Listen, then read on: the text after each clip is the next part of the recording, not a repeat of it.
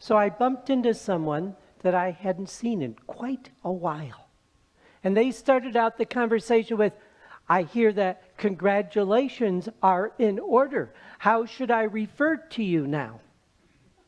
And I'm like, well, you could refer to me like most people refer to me.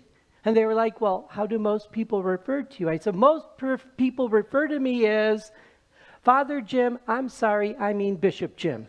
So I've got this big, long title. Father Jim, I'm sorry, I mean Bishop Jim.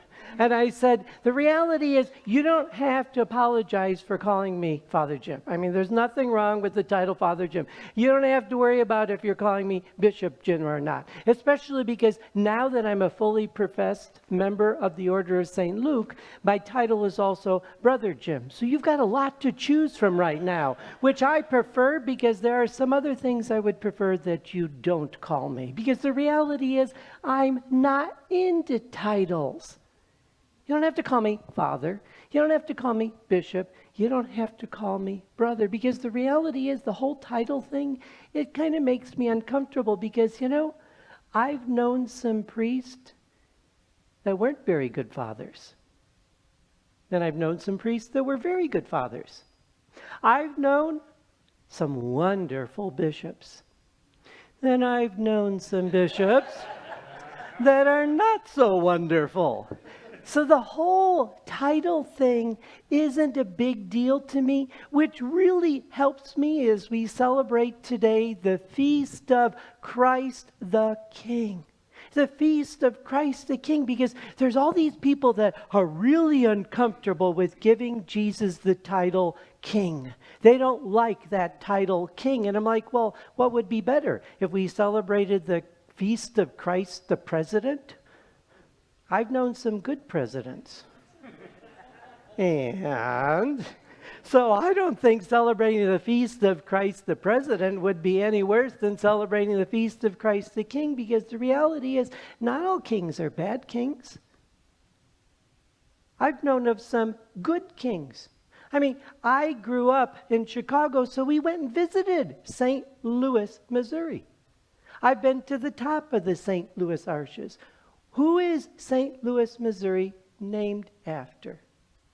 A king of France. Let me tell you a little bit about the king of France.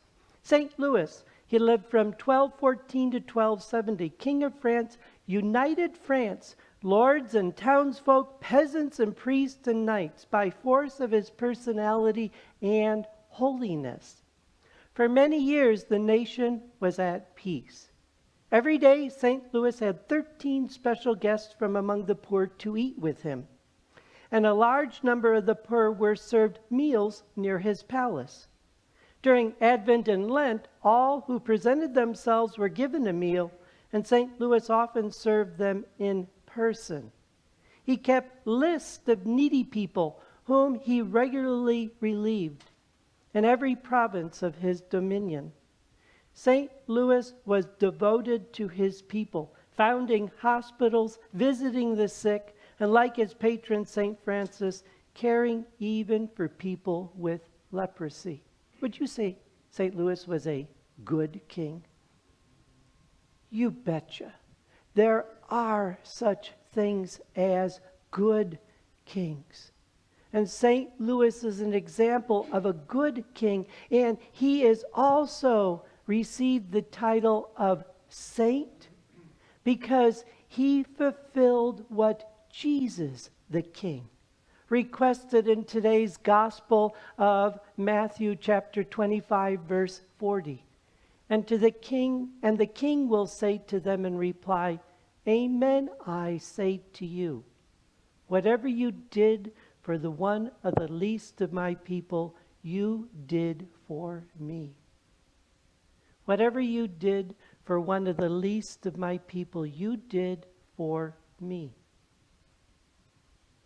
St. Louis followed this teaching of the greatest king, Jesus. And why is Jesus known as such a great king? Because of the kingdom he is striving to bring forth here on earth. Think about the kingdom of Jesus.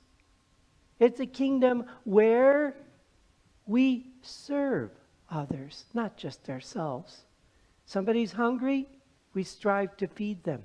Somebody's thirsty, we give them a drink. Somebody's sick, we visit them. Somebody's in prison, we visit them. Somebody's naked, please give them clothing. We do unto others.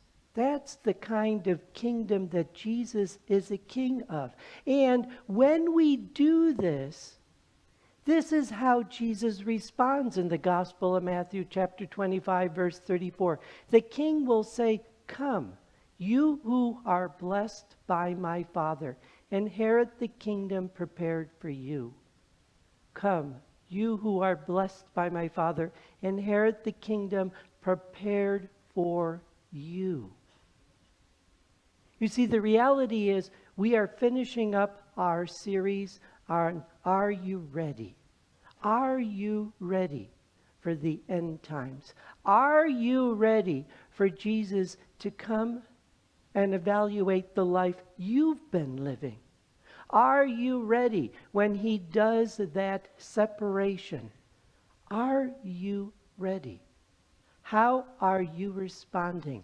How are you living your life? Because the reality is, when that king comes, we are striving to be ready. Because, all right, the whole father thing, the whole bishop thing, the brother thing, I kind of like that one's one of my favorites. But I don't want to be known by my title. I want to be known by my life, the life that I live. Isn't that the title you want to receive? Oh, you know, she was such a good person. Oh, he had such a big heart. Oh, he really was so thoughtful to others. Oh, that's the title I think we should all strive for.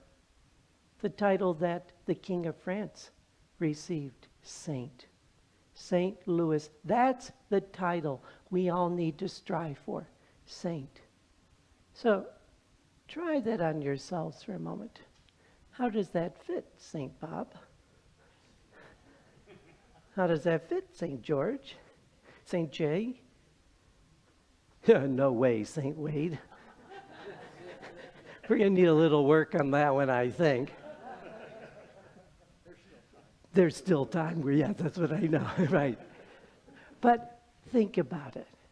Isn't that how we want to be known? Try it. Try that title on yourself.